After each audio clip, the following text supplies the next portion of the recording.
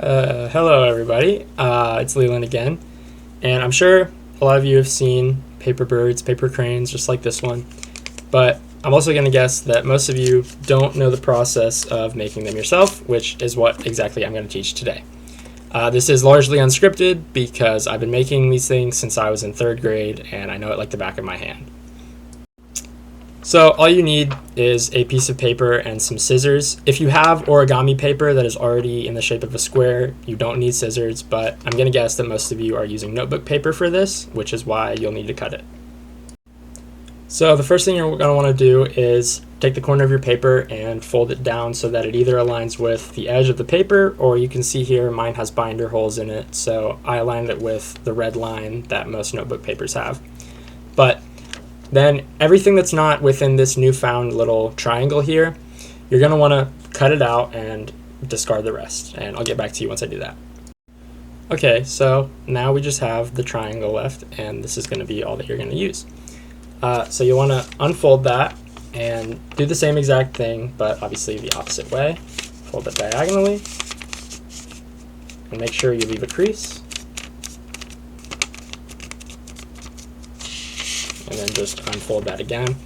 And then what you want to do is turn the paper over, because you don't want these creases to be going in the same direction. But now that you've turned it over, you want to fold it in half again, but instead of diagonally, just do it normally. Once again, make your creases, unfold, and then do it the other way.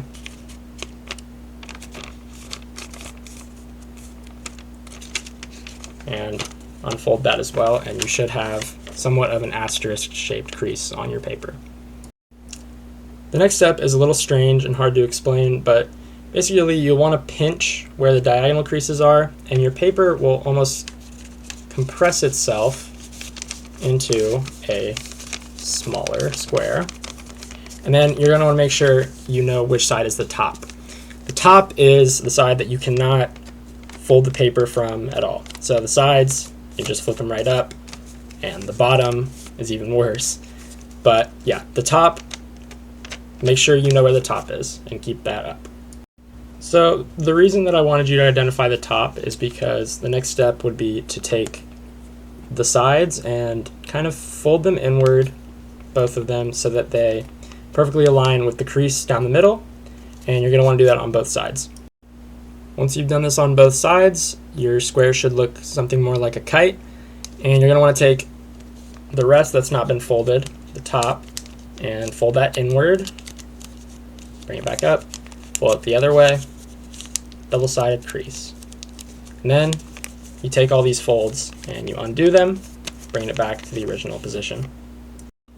So the reason you needed those creases was because in the next step you're going to want to, from the bottom, take the top layer. It's a bit tricky.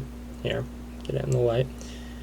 Take the top, and the creases will kind of guide you, but you'll want to, instead of folding them from the outside, you want to kind of tuck these pieces in and make it so that it's a bit of a skinny gem shape, and obviously you're going to want to turn it around and do the same thing on the back side.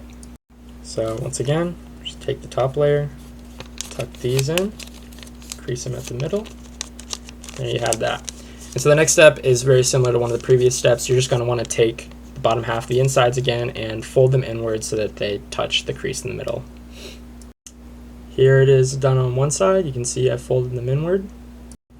And here it is now done on both sides. You can see it's the same shape, just skinnier on the bottom.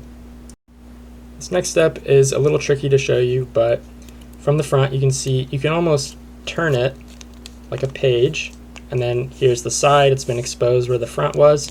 Then you take the first layer and you just fold it as straight and as far upward as you possibly can, and make sure it gets that crease before you turn it back, and it now should just be,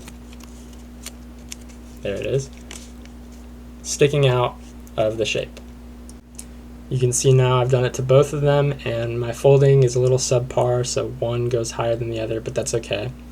And then you're going to want to gently take one of them. It does not matter which one, but you'll pull it back a little bit and then put the new crease into place. Whichever one that is, that's your tail. With the other one, you just want to pinch it from the back a little bit, and it'll almost do it itself. but you just create this little fold. There you have it. There's the head. And for the last step, you'll want to put your thumbs right in here, get in there, stretch out the wings, but you want to make sure that you're not creasing it right here. You don't want to fold this because that would interfere with the mechanism. And the mechanism, you hold the front half of the bird's body with one hand and the base of the tail with the other. Gently pull from the tail. You have your bird and its wings flap. So is it a tricky process? Yes, but I believe it's absolutely worth it because it can be something you just put up in your room, give it to somebody you care about, or just a simple neat party trick.